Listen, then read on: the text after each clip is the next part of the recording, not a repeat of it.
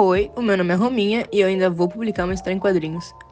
Histórias em quadrinhos é um compilado de texto e imagens, distribuídos em balões e quadrados de diferentes formas e tamanhos. Uma história sempre vai ser sobre alguém, fazendo alguma coisa, e esse alguém se trata de um personagem.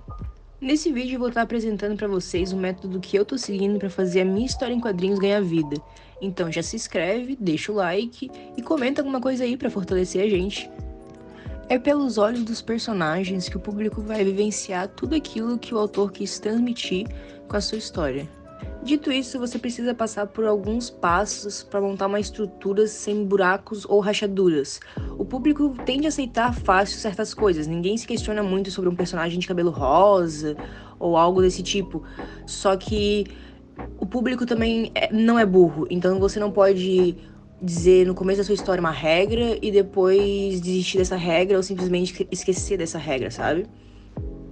Histórias têm o poder de nos levar a lugares onde regras são diferentes, então construa elas, faça essas regras de maneira que faça sentido. A palavra que temos que ter em mente é organização. Eu ainda não sou uma quadrinista, eu ainda tô no início da minha caminhada, mas eu realmente quero fazer a minha história em quadrinhos ganhar vida, então pra isso eu tô seguindo alguns métodos, algumas coisas que fazem sentido pra mim, e eu vou mostrar aqui pra vocês e vai que te ajude também, né? Bora botar nossas histórias no mundo.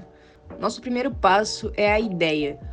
Sobre o que é sua história? Qual a mensagem por trás dela? Não crie só por criar. Tenha em mente que alguém vai ler a história. E esse alguém pode extrair uma mensagem positiva ou negativa. E muitas vezes, mensagens tendem a mudar vidas. Eu, particularmente, sou fã de Naruto. E mesmo sabendo que a obra tem alguns buracos, tem aquela frase que o Gai Sensei fala, sabe?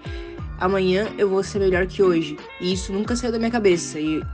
Então já pensou alguma coisa que tu escreve ou fale ter esse efeito, esse impacto na vida de alguém? É irado, não é não? O segundo passo é imersão. Engula tudo de conteúdo sobre o tema que você escolheu, que você conseguir. Mangás, quadrinhos, filmes, animes, tudo. Aumente o máximo possível seu repertório pra gente poder criar uma história rica em pequenos detalhes. O nosso próximo passo seria criar a nossa primeira sinopse. Tenha em mente que ela é só uma base por enquanto, não é a que tu vai apresentar no final da tua obra. Eu gosto de chamar ela de ilha. Ela vai te guiar de uma forma bem rápida e pontual no que tu vai precisar fazer no teu capítulo. Você vai pegar e resumir em poucas linhas a ideia geral do que você tem para passar naquele capítulo. Então tu não precisa pensar aqui em falas, em diálogos dos personagens, do cenário, se vai ter uma pedrinha aqui ou ali. Não, aqui tu só vai pensar aqui. A cena vai acontecer em lugar tal, quem vai estar na cena e no final desse capítulo isso tem que acontecer. Então, com esses tópicos, tu consegue depois abrir eles. E daí sim, roteirizar teu capítulo de forma mais coerente, mais rica em detalhes e por aí vai. A quarta parte é a parte mais divertida e disparada, na minha opinião. É a parte de criação de personagens. Eu tô nessa parte. Aqui é interessante a gente desenhar várias versões do nosso personagem. De frente, de lado, de costa, de cima, de baixo.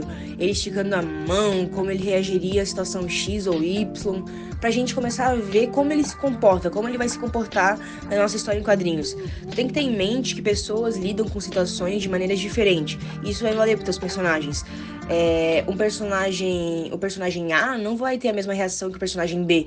E isso vai fazer tua história ser muito mais interessante se tu souber trabalhar bem com isso.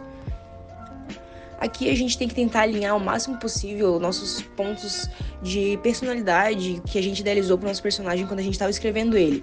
Porque não adianta a gente falar que o nosso personagem é tímido e fazer ele ter uma postura totalmente ereta ou à frente, quando ele, sei lá, uma situação de medo, ele é o personagem que para na frente. Não, se ele tem medo, ele fica pra trás, sabe? Então essas pequenas coisas a gente tem que pensar pra fazer tudo fazer mais sentido, pra linkar todos os pontos.